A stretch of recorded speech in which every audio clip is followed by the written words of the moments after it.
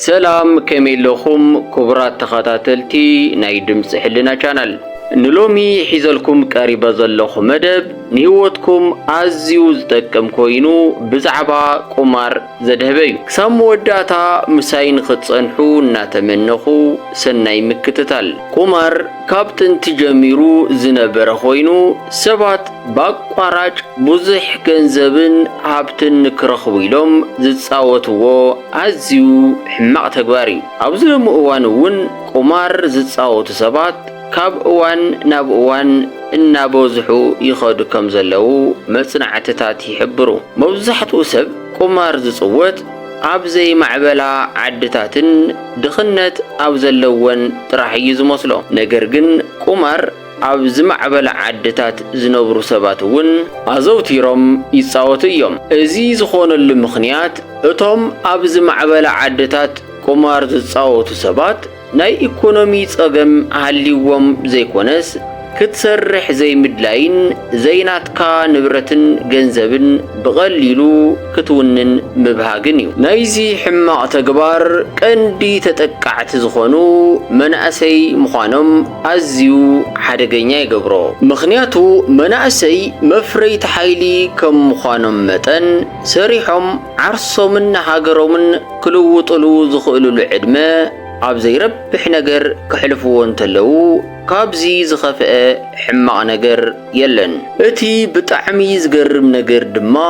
ገለ ሰባት ቁማር ምጽዋት ከም መግለጺ ስልጣነ ገይሮም ዝወስድዎ ምዃኖም እዩ ሰባት ቁማር ዝጻወትሎም ምኽንያታት ኣዝዮም ብዙሓት እኳ እንትኾኑ እቶም ቀንዲ ግን እቶም ሕዚ ዝገልጾም እዮም እቲ ቀዳማይ ትኽኺት እዩ ሃካይ ሰብ ለይትን ቀትርን ሰሪሐ መነባብሮይ ክልውጥ ዝብል እምነት ስለ ዘይብሉ ካብ ምጽዓር ብቐሊሉ ገንዘብ ዝረኽበሉ መገዲ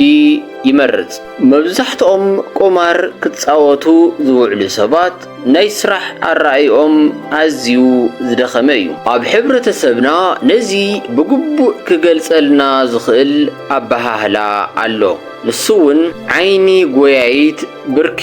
ተሃካይት ዝብል እዩ ሓደ ሰብ ሃካይ እንተኾይኑ ህይወቱ ዝልውጠሉ ሓይልን ዓቕምን ይስእን ትኽኺት ድማ